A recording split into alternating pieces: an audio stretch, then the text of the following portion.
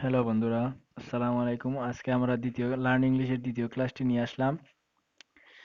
ইংরেজি না জানার জন্য নিজেকে অহেতুক দোষারোপ করবেন না।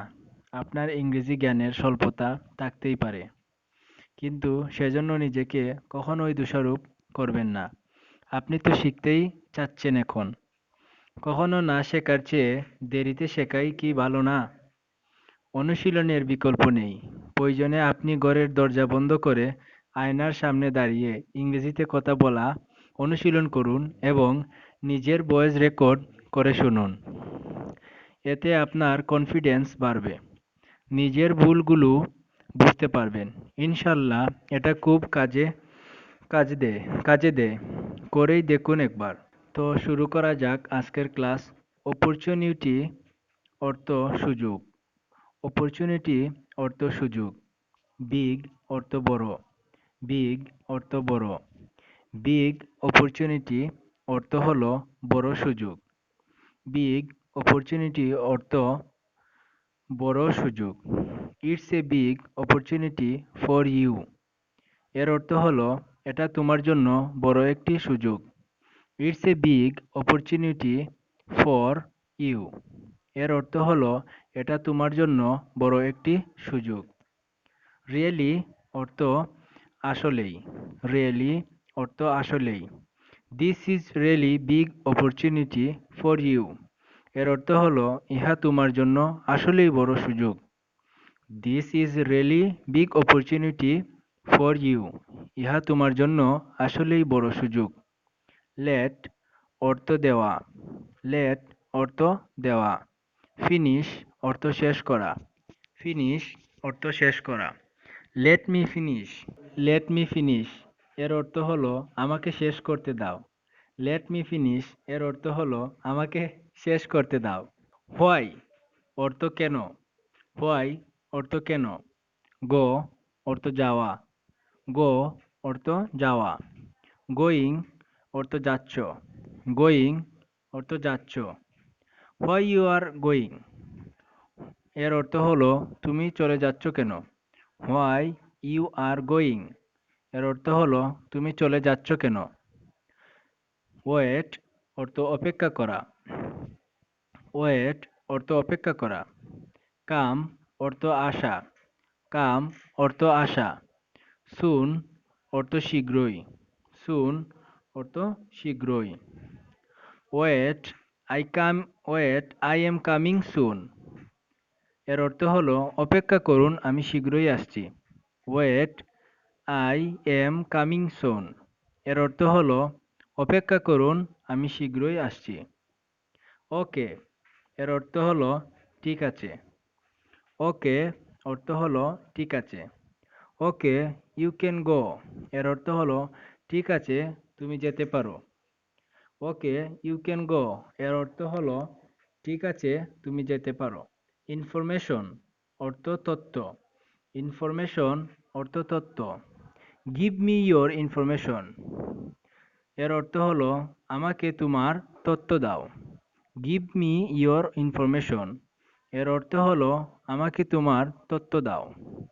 বাট অর্থ কিন্তু। বাট অর্থ কিন্তু। ইট অর্থ ইহা। ইট অর্থ ইহা। রিমেম্বার অর্থ মনে রাখা। রিমেম্বার অর্থ মনে রাখা। বাট রিমেম্বার ইট এর অর্থ হলো কিন্তু ইহা মনে রাখো। বাট রিমেম্বার ইট এর অর্থ হলো কিন্তু ইহা মনে রাখো। প্রফেশন অর্থ পেশা। প্রফেশন অর্থ পেশা। হোয়াট ইজ ইয়োর প্রফেশন এর অর্থ হলো তোমার পেশা কি। হোয়াট ইজ ইয়োর প্রফেশন এর অর্থ হলো তোমার পেশা কি। ডু অর্থ করা। ডু অর্থ করা। ডোন্ট অর্থ করো না। ডোন্ট অর্থ করো না অথবা না করা। নো অর্থ জানা। নো অর্থ জানা।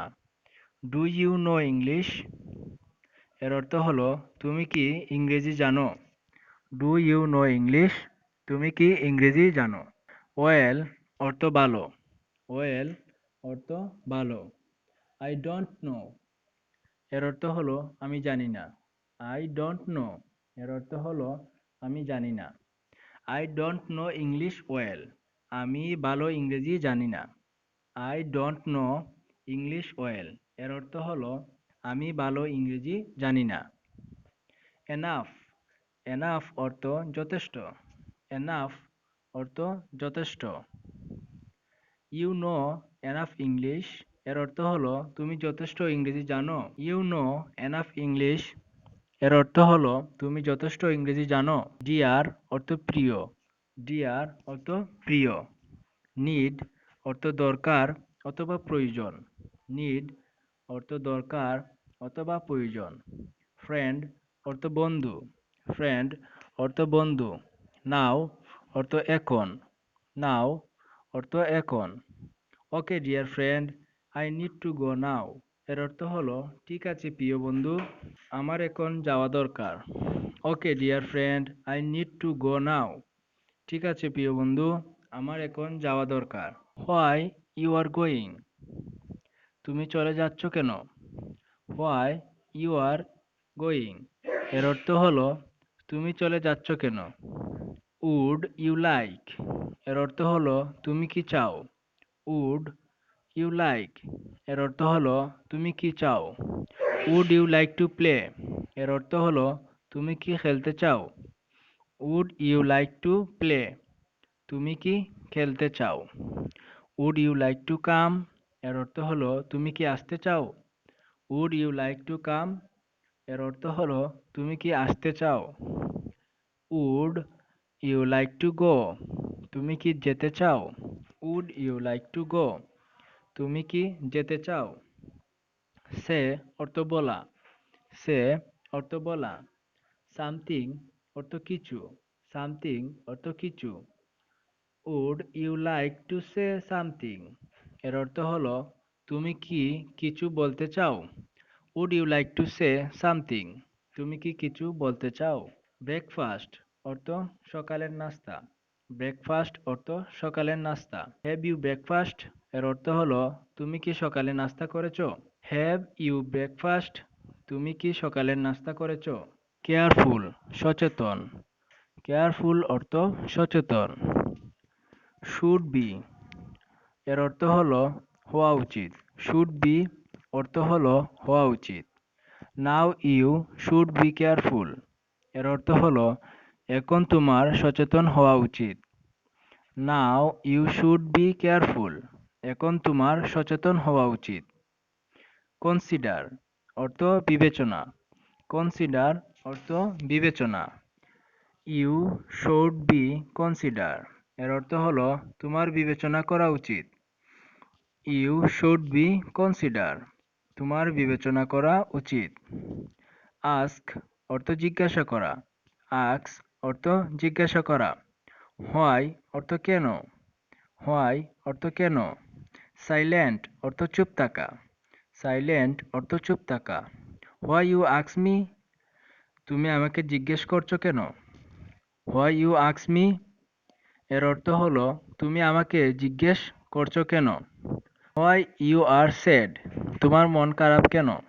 হোয়াই ইউ আর স্যাড এর অর্থ হলো তোমার মন খারাপ কেন? হোয়াই ইউ আর সাইলেন্ট এর অর্থ হলো তুমি চুপ কেন?